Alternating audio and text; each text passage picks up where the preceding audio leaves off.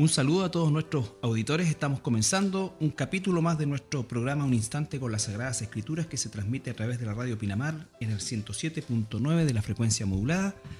Y bueno, como siempre en compañía de mi hermano Andrés. ¿Cómo estás, Andrés? Muy bien, muy agradecido del Señor, una vez más estando acá, avanzando ya. Estamos en los últimos programas, digamos, que nos quedan, eso estábamos comentando. Sí, así es. Para terminar este Evangelio de Mateo. Sí, la verdad que bueno, me comentaba Andrés fuera de micrófono que quedarían más o menos como aproximadamente 4 capítulos y probablemente tengamos un quinto que sería una especie de resumen que quisiéramos nosotros hacer de un tiempo tan hermoso por un lado, prolongado. Son ya un par de años que estamos estudiando Mateo. Y la verdad que por supuesto que amerita un resumen y quizás también dejar algunos aspectos los más relevantes de la óptica de este apóstol inspirado por el Espíritu Santo, ¿no es cierto?, en relación a la historia de Jesús. El día de hoy vamos a ver el capítulo 28, que es el último capítulo, y vamos a revisar solamente los versículos 9 y 10. Así es. Que dice así: Mateo 28, capítulo 28, versículos 9 y 10. He aquí, Jesús les salió al encuentro, diciendo: «Salve», y ellas acercándose abrazaron sus pies y le adoraron. Entonces Jesús les dijo: «No temáis, id, dad las nuevas a mis hermanos para que vayan a Galilea, y allí me verán». Bueno, este capítulo 28 nos habla de todo lo que tiene que ver con la resurrección de Jesús, que por cierto es sin duda alguna la piedra angular nuestra como la fe, en cuanto a la fe cristiana.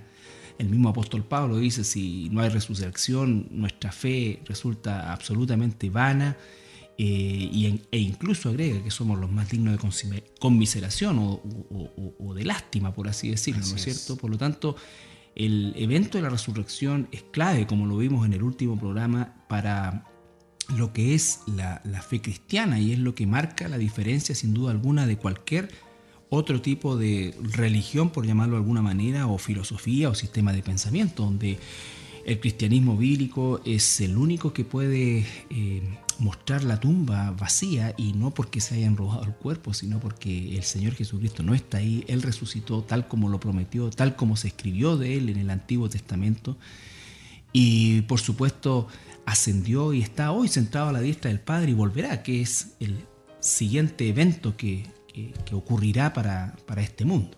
Así es. En 2 Corintios 4:14, por ejemplo, podemos leer sobre esta promesa. 2 Corintios 4:14, incluso 13 y 14, porque dice: «Pero teniendo el mismo espíritu de fe, conforme a lo que está escrito, creí, por lo cual hablé. Nosotros también creemos, por lo cual también hablamos, sabiendo que el que resucitó al Señor Jesús, a nosotros también nos resucitará con Jesús y nos presentará juntamente con vosotros». Así es. Esa es la promesa, ese es el motivo por el cual todo cristiano vive por nuestro Señor Jesucristo, ¿cierto? Por esta promesa de vida eterna. ¿Por qué? Como dice ahí, porque sabemos que aquel que resucitó al Señor Jesús también a nosotros nos resucitará. Es decir, así como nosotros vimos la resurrección de Jesús y sabemos que la resurrección de Jesús es verdadera, también nuestra resurrección lo va a ser, va a ocurrir en algún momento u otro. Entonces esa es nuestra fe, digamos, como dice ahí. Como Jesús hoy en día vive, nosotros también viviremos en algún momento. Así es. Juan 6:37 al 40 también nos da una visión de lo que hemos estado revisando. Juan capítulo 6, versículos 37 al 40. Todo lo que el Padre me da, vendrá a mí, y el que a mí viene, no le echo fuera, porque he descendido del cielo no para hacer mi voluntad, sino la voluntad del que me envió. Y esta es la voluntad del Padre, el que me envió, que de todo lo que me diere, no pierda yo nada, sino que lo resucite en el día postrero. Y esta es la voluntad del que me ha enviado, que aquel que ve al Hijo y cree en él tenga vida eterna, y yo le resucitaré en el día postrero. Qué palabra más hermosa. Bueno, eso es bastante importante lo que aparece ahí, porque en el fondo dice, esto es lo que me ha dado el Padre. O sea, es por ese motivo yo he venido a la tierra. No he venido a dar palabras de sabiduría, no he venido a dar ejemplos de buen comportamiento.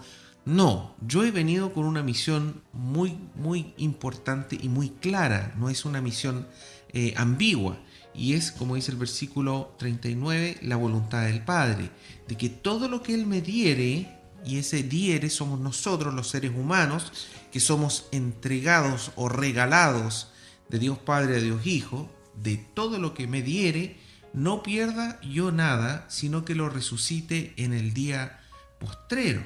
Y esta es la voluntad del que me ha enviado, dice el versículo 40, que todo aquel que vea al Hijo y cree en Él, tenga vida eterna, y yo le resucitaré en el día postrero.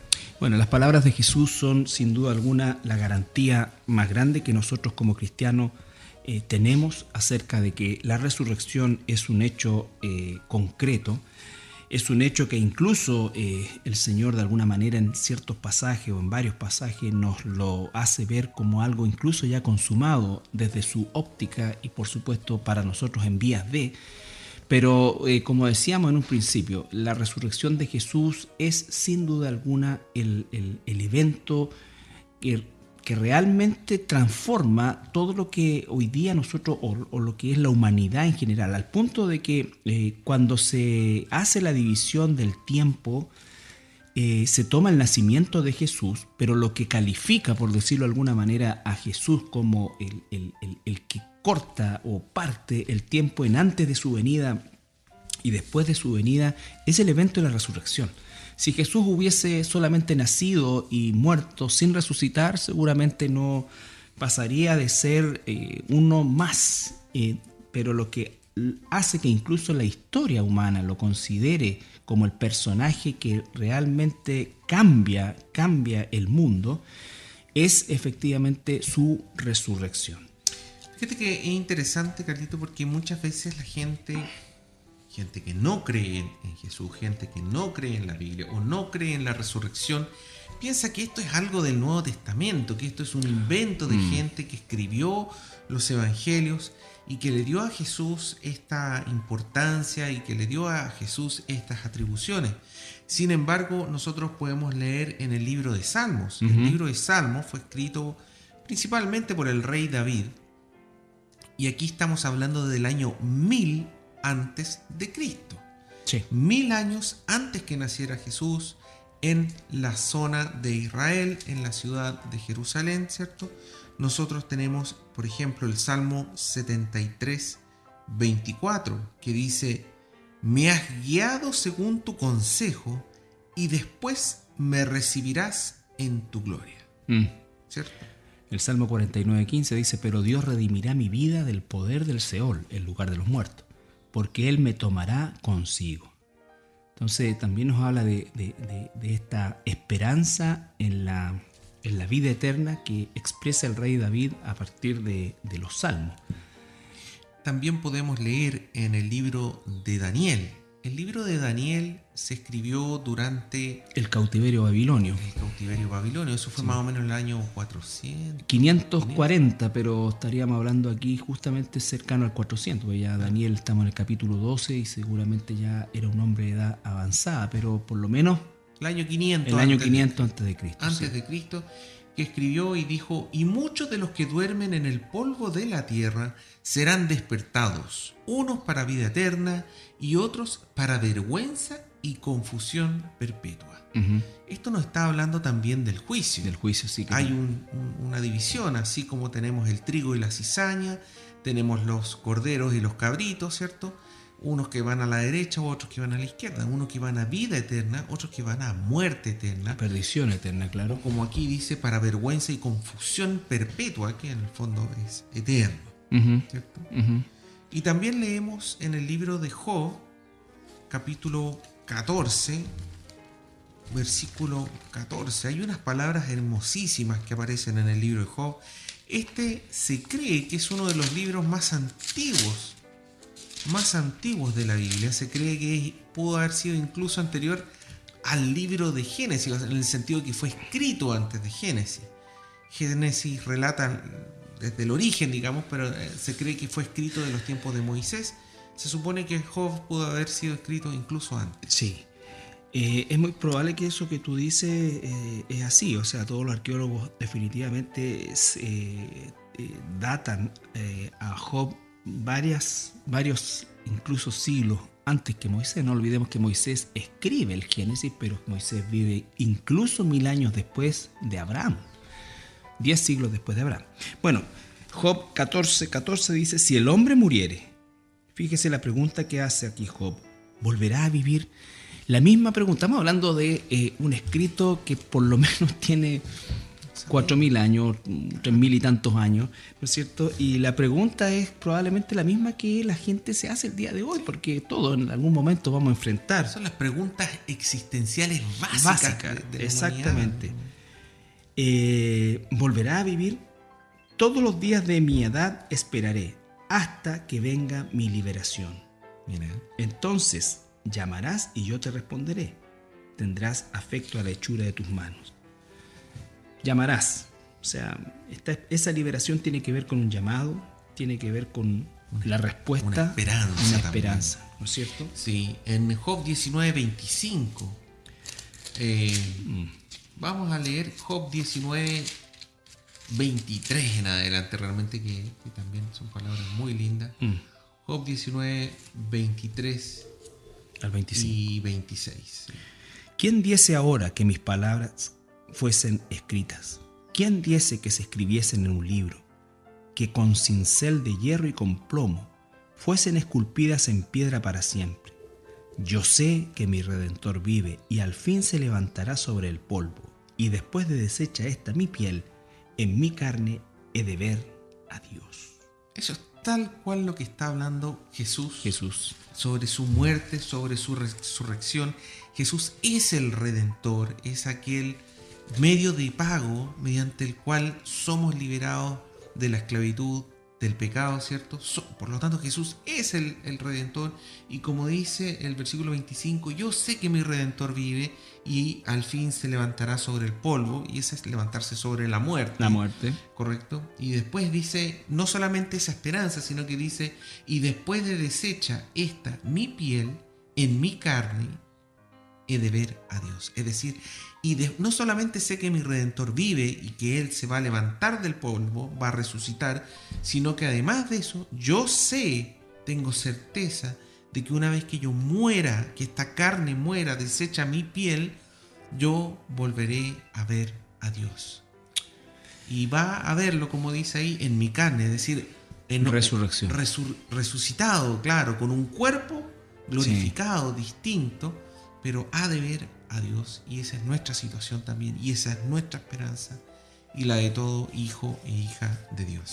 No se olvide, estimado oyente, que este personaje, Job, como Abraham y muchos otros, no tenían ni siquiera la Torá a disposición, es decir, no tenían nada escrito. Lo que están hablando es justamente antes de que existiera siquiera el Antiguo Testamento escrito. Esto es muy importante porque se refiere al hecho de que Dios siempre ha hablado de la resurrección, de la esperanza de la resurrección. Si nosotros hiciéramos un estudio del Génesis, encontraríamos muchas veces la esperanza de la resurrección, y este personaje nos demuestra con palabras tan actuales, de solo pensar que entre Job y Jesús hay por lo menos 2000 años y entre Job y nosotros hay 4000 años, entonces estamos hablando realmente de que es una constante.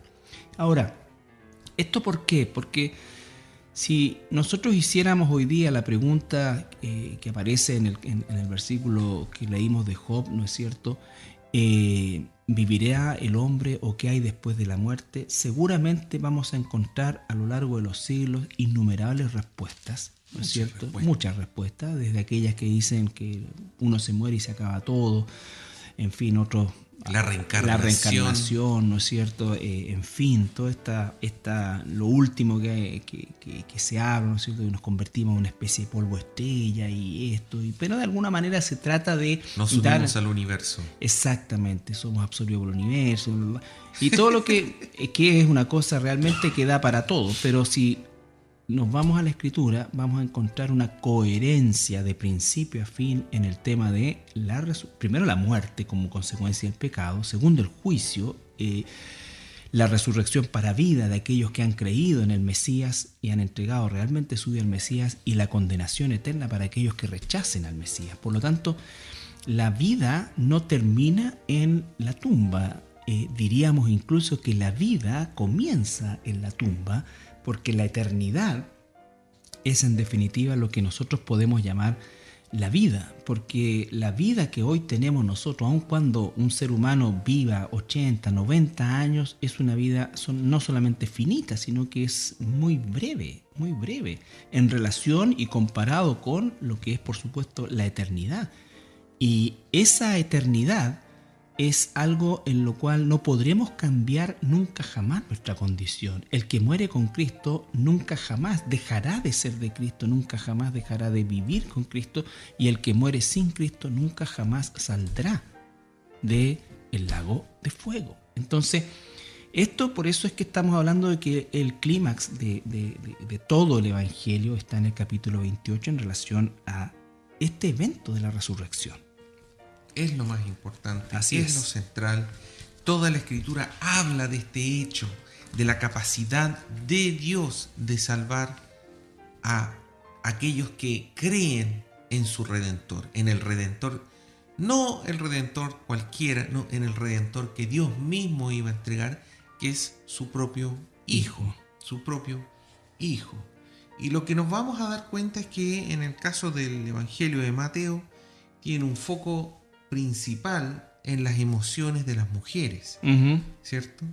Nosotros vemos que estas mujeres, cuando se encuentran con Jesús, ¿cierto?, dicen salve, y ellas acercándose abrazaron sus pies y le adoraron, dice. Entonces hay un tema muy importante asociado a las emociones de las mujeres. Ahora, estas mujeres, tal como hemos visto en los programas anteriores, ¿quiénes eran estas mujeres que venían a la tumba, ¿cierto? Estas mujeres que se habrían encontrado con estos ángeles, este ángel en primer lugar que movió la roca, ¿cierto? Con los guardias que se habían desmayado. ¿Quiénes eran estas mujeres? Y lo que pudimos ver en los programas anteriores, iba María Magdalena, después estaba María, que es la esposa de Cleofas o Alfeo, que también es la madre de los apóstoles Santiago el Menor y Judas Tadeo. Salomé, la esposa de Zebedeo, madre de los apóstoles Juan y Santiago el Mayor.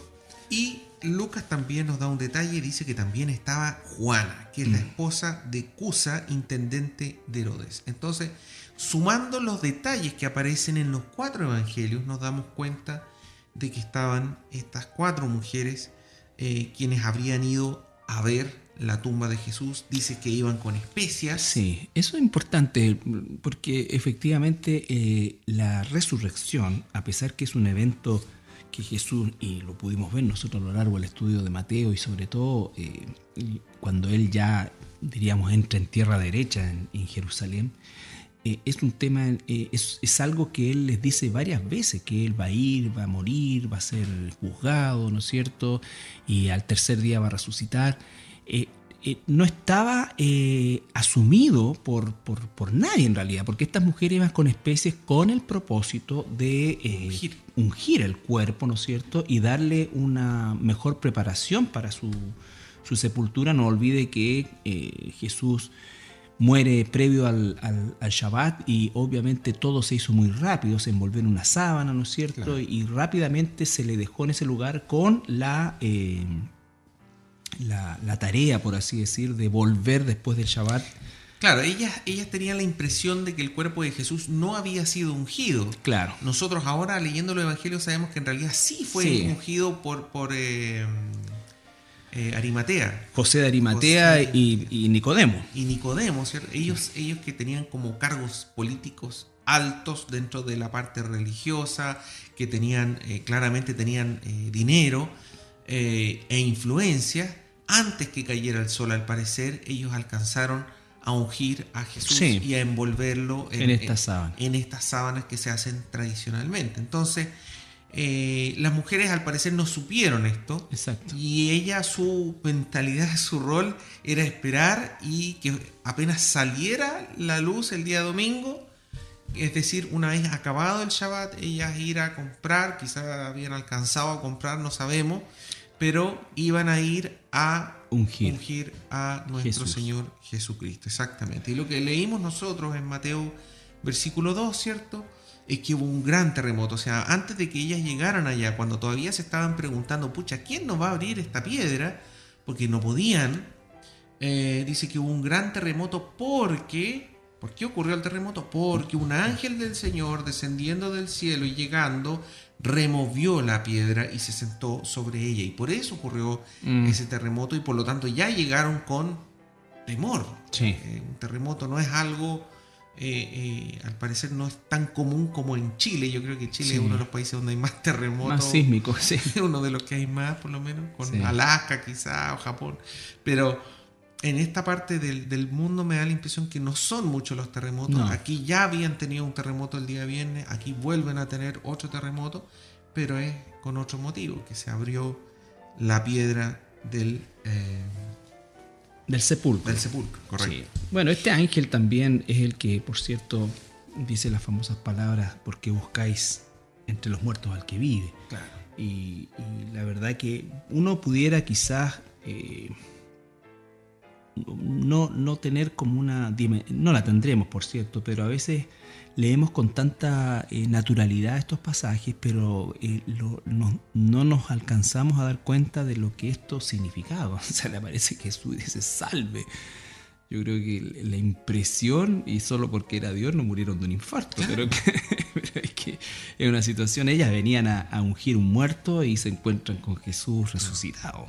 Claro, efectivamente. Primero, lo que nos relata el Evangelio de Juan, capítulo 20, versículos 1 al 2, es que María Magdalena vio de lejos esta roca que moviéndose y el sepulcro abierto. Ella vio de lejos el sepulcro abierto y al parecer habría partido corriendo inmediatamente a avisar a los discípulos de Jesús. Mientras se quedaron estas otras 3 mujeres, ¿cierto? Sí. Y estas 3 mujeres son las que se habrían encontrado, como dice del versículo 3 en adelante, primero con un ángel que habla con ella. Sí. María Magdalena, al parecer, no. Y en el otro evangelio relata que María Magdalena seguramente en este ir hacia donde los discípulos se encuentra con Jesús y lo confunde con el, dice la escritura, con el hortelano, con el... Claro, con el, pero eso es después. Es después, ¿no es cierto? Eso es después, sí. Claro. Primero leamos lo que dice Juan capítulo 20. Juan capítulo 20, versículos 1 y 2.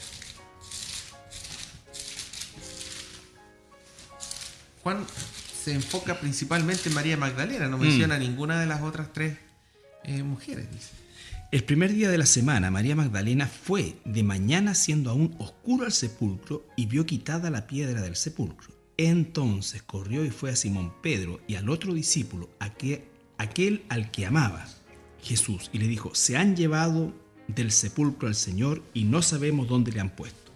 Y dice el versículo 3, y salieron Pedro y el otro discípulo, que es Juan, el apóstol Juan, claro, que siempre él no se nombra. No se nombra. No se nombra, dice el que amaba a Jesús. Y fueron al sepulcro. Sí. Dice que corrían los 2 juntos, pero el otro discípulo corrió más a prisa que Pedro y llegó primero al sepulcro. Okay. Entonces, uno tiene que como tratar de armar un poco las historias cómo ocurrieron, porque son varias cosas. Entonces, primero partieron estas 4 mujeres al sepulcro de Jesús. Uh-huh. Antes de llegar, María Magdalena vio que estaba la tumba vacía y dijo, se robaron el cuerpo de Jesús. Y antes de llegar a la tumba, partió a buscar a los apóstoles. Uh-huh. En la tumba se quedaron estas 3 mujeres, y estas 3 mujeres, lo que vemos en Mateo 28, ¿cierto?, se encontraron con este ángel del Señor descendiendo del cielo, ¿cierto?, con un aspecto como relámpago, con un vestido blanco como las nieves, dice, donde los guardias estaban como muertos de miedo, dice. Y también el versículo 5 dice eso, bueno, lo primero que les dice, porque debe haber una cara de espanto, le dice, no temáis, porque yo sé que buscáis a Jesús, el que fue crucificado. Y le dice, no está aquí, pues está resucitado como dijo. Venid, ved el lugar donde fue puesto el Señor. Y después le da las instrucciones. E id pronto, decid a los discípulos que ha resucitado a los muertos, y aquí va delante de vosotros a Galilea, allí le veréis. He aquí os lo he dicho. Entonces, dice el versículo 8, ellas saliendo del sepulcro con temor y gran gozo porque Jesús había resucitado, fueron corriendo a dar las nuevas a sus discípulos. ¿Ya? Dejémoslo hasta ahí. Hasta ahí, claro. Entonces las mujeres ya no están en el sepulcro. Van camino a donde los apóstoles. Van camino donde los apóstoles. Y los apóstoles Pedro y Juan van camino al sepulcro. Junto con María Magdalena, eso lo entendemos después, sí, van en dirección al sepulcro. Al sepulcro. Claro. Juan llega primero. Juan dice que llega primero, pero Exacto. que no entra. Y después aquí nos encontramos con que estas mujeres, ya yendo de vuelta, ya yendo a avisar a los discípulos, estas tres mujeres, ahí se encuentran con el Señor. El Señor Jesucristo. Sí, es interesante cómo los cuatro evangelios nos construyen la historia. Y aquí está recordando el capítulo 20 de Juan que estábamos leyendo, el versículo 11. Es justamente la escena que veíamos, pero tienes razón, o sea, ya venía de vuelta María Magdalena al sepulcro después de haber avisado. Y mientras lloraba se inclinó, dice, pero María, está el versículo 11, pero María estaba fuera llorando junto al sepulcro y mientras lloraba se inclinó para mirar adentro del sepulcro y vio a dos ángeles con vestiduras blancas que estaban sentados el uno de la cabecera y el otro a los pies donde habían puesto a Jesús. Claro. Y ahí es donde se produce este diálogo. Y le dijeron, mujer, ¿por qué lloras? Le dijo, porque se han llevado a mi Señor y no sé dónde le han puesto. Cuando había dicho esto, se volvió y vio a Jesús que estaba allí, mas no sabía que era Jesús. Jesús le dijo, mujer, ¿por qué lloras? ¿A quién buscas? Ella, pensando que era el hortelano, le dijo, Señor, si tú te lo has llevado, dime dónde lo has visto y yo lo llevaré. Claro, ese es un tema también, porque en el fondo, retomando un poco la historia, llega primero Juan al sepulcro, ¿cierto? Ya se habían ido estas tres mujeres de vuelta y se encontraron con Jesús en el camino, pero primero llega Juan, pero no entra. Segundo llega Pedro, pero Pedro, su carácter, ¿cierto? Viene y entra nomás, sí. Pedro. Entra y ve las ropas. Sí. Y no entiende nada, dice. En el versículo... Pero acá hay una cosa que... 25 dice... Y bajándose a mirar, vio los lienzos puestos allí, pero no entró. Ahí está hablando del apóstol Juan. Sí. Luego llegó Simón Pedro tras él y entró en el sepulcro. Y vio los lienzos puestos allí. Y el sudario que había estado sobre la cabeza de Jesús, no puesto con los lienzos, sino enrollado en un lugar aparte. Era ordenadito Jesús. Entonces entró el otro discípulo, es decir, Juan, sí. que había venido primero al sepulcro, y vio y creyó. Ese es un detalle. El apóstol Juan no vio a Jesús resucitado. No le dijo ningún ángel nada, pero él creyó. Sí. Ese es un detalle bien importante. Sí, hay varios detalles aquí, porque por ejemplo, fíjate que siguiendo con el tema de María Magdalena, en el ordenamiento, Jesús le dijo en el versículo 16 de Juan, capítulo 20 que estamos viendo, porque lo quiero cotejar con lo que estamos leyendo en Mateo. Dice, Jesús le dijo María, volviéndose ella le dijo Raboní, que quiere decir maestro. Y después dice el versículo 17, Jesús le dijo, no me toques. Y en Mateo vemos que ya las mujeres sí le tocan, porque se abrazan de sus pies. Correcto. Entonces, esto es antes que vuelvan las mujeres al sepulcro. Y dice, porque aún no he subido a mi Padre. Ve a mis hermanos y dile, subo a mi Padre y a vuestro Padre y a mi Dios y a vuestro Dios. Claro. Subo. Resucitó, subió y volvió a bajar. Claro. Es increíble. ¿Sí? Es increíble. Ahora, lo interesante, como mencionábamos ahí, era también esto de que Juan todavía dice ahí que él creyó. Sí. En ese momento él creyó. Pero inmediatamente el versículo que aparece después dice, porque aún no habían entendido la escritura que era necesario que él resucitase de los muertos. Ahí recién entendió el apóstol Juan. Así es. Recién fue en ese momento. Entonces, ese es un poco para entender la línea de tiempo, digamos. que puede ser un poco complicada en un principio.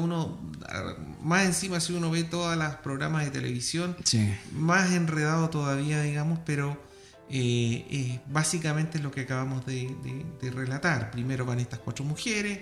María Magdalena, antes de llegar, nota que la piedra está corrida, va a avisar a los apóstoles. Las mujeres ven a este ángel, hablan con él, van a hablar a los discípulos.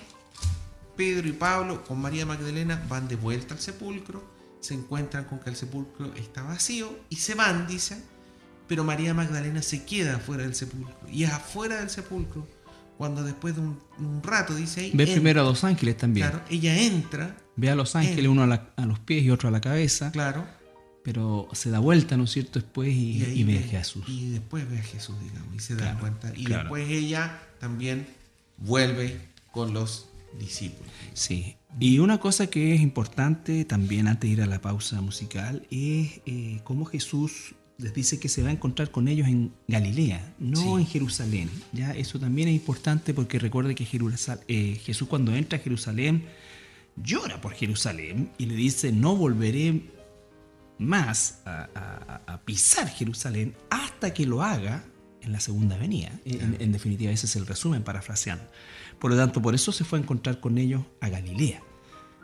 No solo porque eran galileos la gran mayoría de ellos, sino porque efectivamente Jesús de alguna manera desechó Jerusalén hasta su segunda venida. Así es.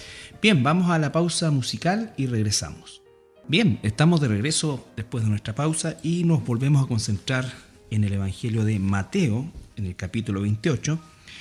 Bueno, hemos estado haciendo un resumen también de todo lo que ha sido el evento de la resurrección y especialmente tratando, como bien decía Andrés antes de la pausa, de darle una cronología a estos eventos que están relatados con alguna profundidad en un evangelio y con otra profundidad en otro evangelio, y de esa manera construimos esta maravillosa historia que, como decíamos en un principio, también es sin duda alguna la piedra angular de nuestra fe. Es en definitiva lo que transformó a los discípulos. No nos olvidemos que Jesús, después de resucitado, compartió con los discípulos 40 días, y no solamente con los discípulos, sino que con muchísimas personas. Por lo tanto, la evidencia de su resurrección no es algo que jamás estuviese en duda, y por lo tanto todo este evento, que por supuesto es entendido, diríamos nosotros, de una manera espiritual, cuando también viene el Espíritu Santo, pero esa venida del Espíritu Santo va a ocurrir un poco de tiempo después.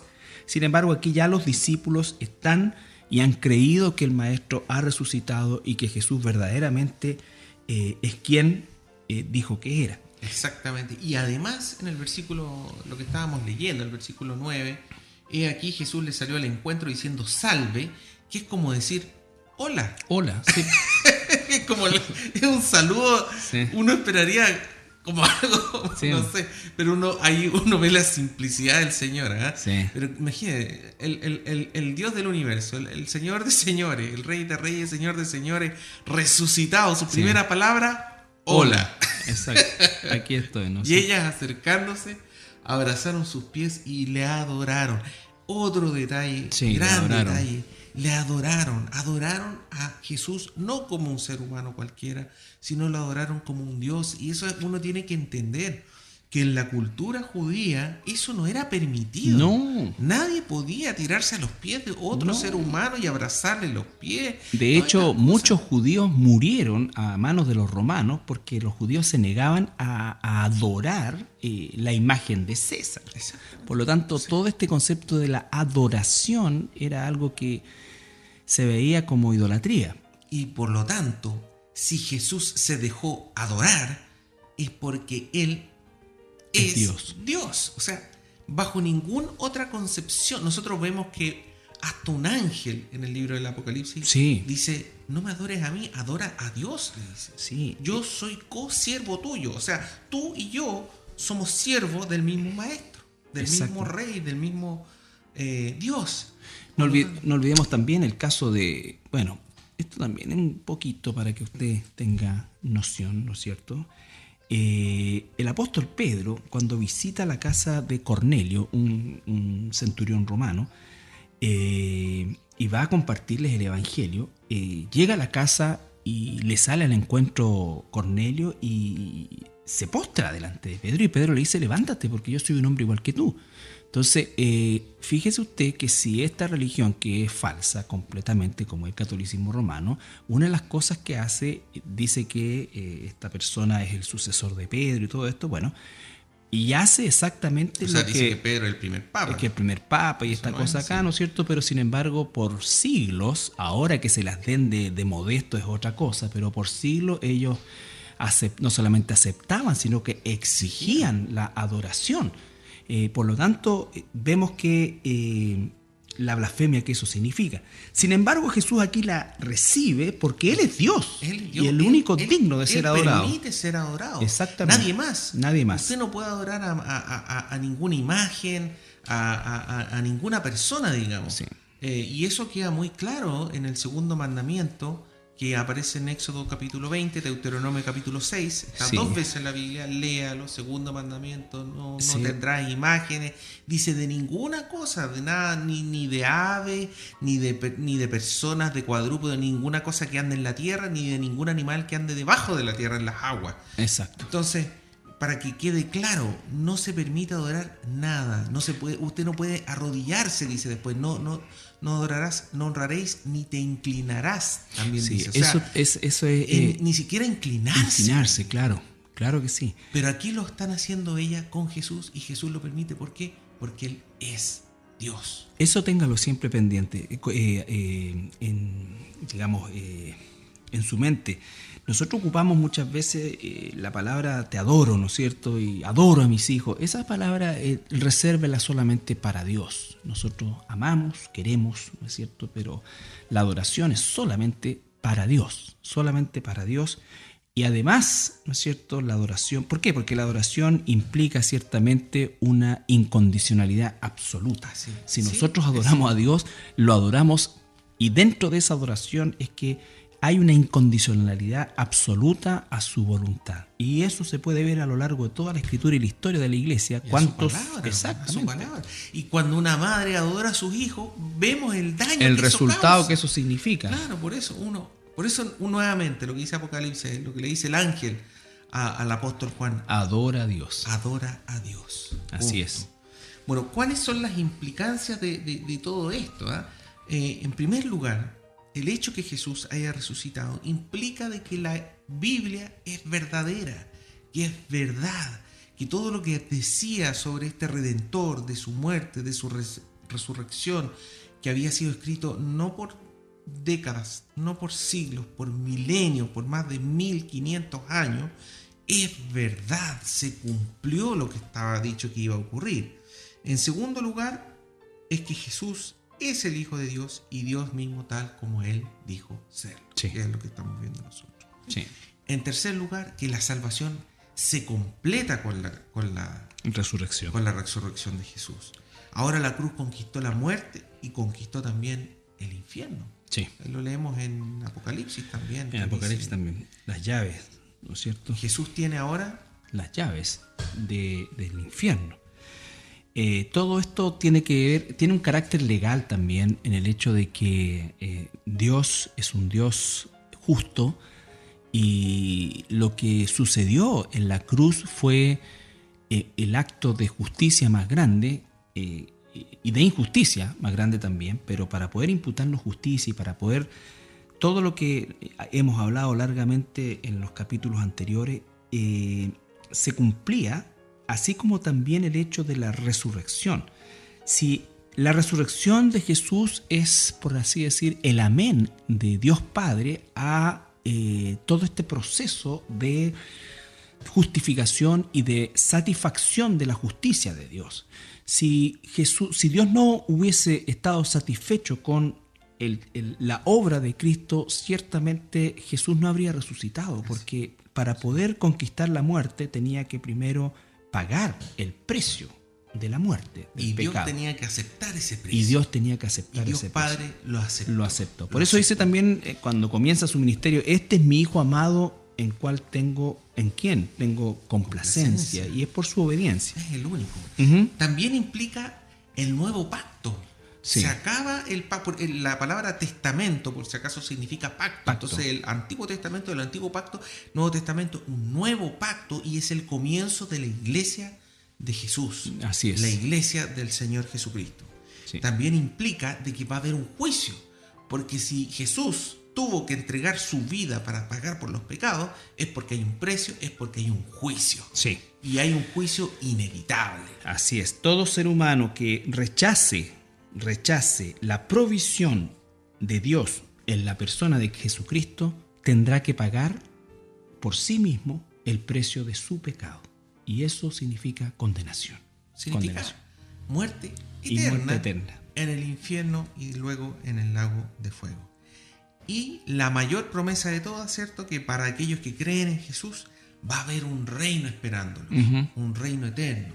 Y eso lo podemos leer justamente lo que estabas viendo tú, Carlito, en el Evangelio de Juan, capítulo 20, al final de esta conversación que tuvo Jesús con María Magdalena.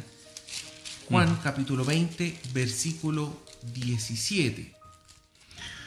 Jesús le dijo: no me toques, porque aún no he subido a mi Padre, mas ve a mis hermanos y dile: subo a mi Padre y a vuestro Padre, a mi Dios y a vuestro Dios.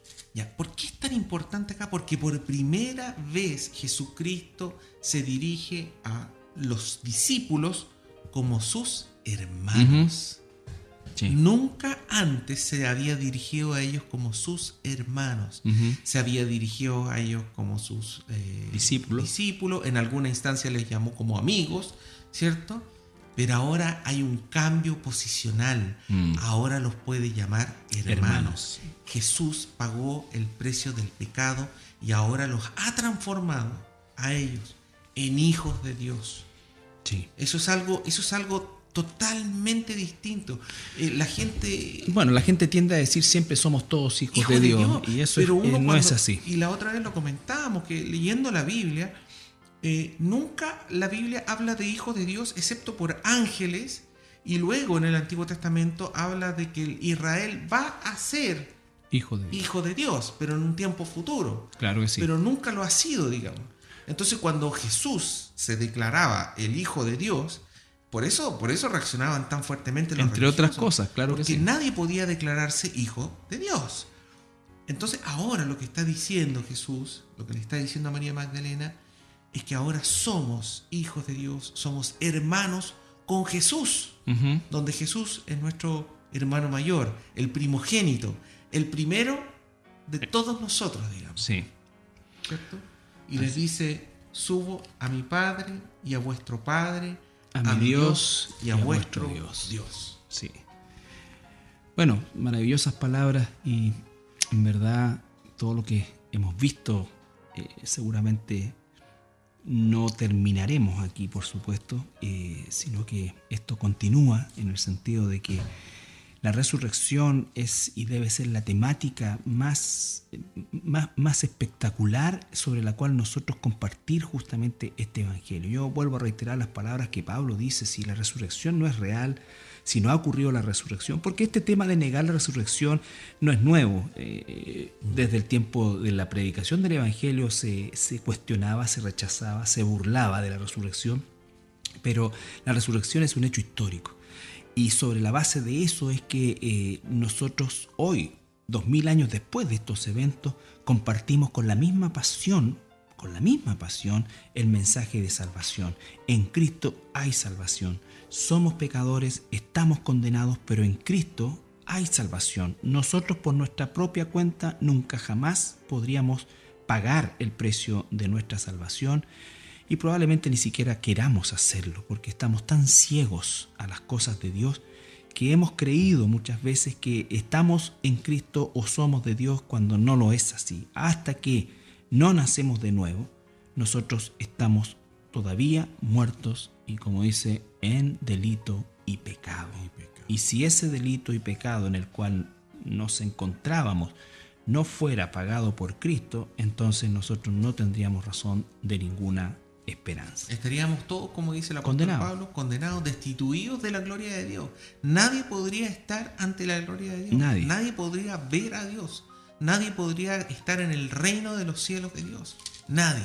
Todos tendríamos que estar necesariamente, eternamente en las tinieblas. Así es. Por eso es que también la salvación y el acto de la salvación, la justicia de Dios satisfecha, es un acto del amor de Dios, porque si Dios hubiese dejado que toda la humanidad terminásemos en el lago de fuego, nadie podría haber dicho nada por toda la eternidad porque lo merecíamos. Bien, vamos a ir a nuestra siguiente pausa musical y regresamos. Bien, estamos de regreso ya en nuestro último bloque y queremos, finalizar leyendo un pasaje muy ad hoc, como se dice, a lo que hemos estado viendo, y se encuentra en el libro de Apocalipsis, en el capítulo 1, en el versículo 16, 17 y 18, ¿ya? O 17 y 18. La verdad que, esto del Apocalipsis, solamente para recordar, es Jesús mismo, ¿no es cierto? Habla con el apóstol Juan, y Juan va a tener la visión del Cristo glorificado, resucitado por supuesto, y glorificado. Dice, cuando le vi, refiriéndose a Jesús, Juan ve a Jesús, ¿no es cierto? Caí como muerto a sus pies, y él puso su diestra sobre mí diciéndome, otra vez, lo mismo que le dice a las mujeres, no temas, yo soy el primero y el último, y el que vivo, y estuve muerto, mas he aquí que vivo por los siglos de los siglos, amén, y tengo las llaves de la muerte y del Hades. Fíjense, si vamos por parte, y el que vivo se está refiriendo a la vida eterna. Estuve muerto. Su vida terrenal. Su vida terrenal la primera, y el que vivo, ¿no es cierto? Más he aquí que vivo por los siglos de los siglos. Ahí está hablando de la vida eterna. Entonces es el ciclo que todo cristiano también va a vivir. Todo cristiano va a seguir este ciclo. Estamos vivos, ¿no es cierto? Sin duda alguna moriremos, pero volveremos a vivir, y esta vez será por los siglos de los siglos. Exactamente. ¿Y por qué? Porque Jesús, escuche bien, Jesús, no hay nadie más. Jesús es quien tiene las llaves de la muerte y del Hades. Así es. Todos los que hemos nacido 2 veces moriremos solo una vez. Y todo el que ha nacido solamente una vez en lo físico morirá 2 veces. Morirá físicamente y morirá eternamente. Entonces, la autoridad de Jesús es la misma que Él les dice al final, en el capítulo 28, que lo vamos a ver seguro. Toda autoridad me da en el cielo y en la tierra. Él aquí está diciendo lo mismo. Tengo las llaves de la muerte y del Hades. O sea, Él recupera, por así decir, el control absoluto. Absoluto. Bien, queremos agradecerle por su sintonía y le esperamos para nuestro próximo programa, ya acercándonos al final del estudio de este maravilloso Evangelio de Mateo. Que Dios les bendiga. Muchas bendiciones.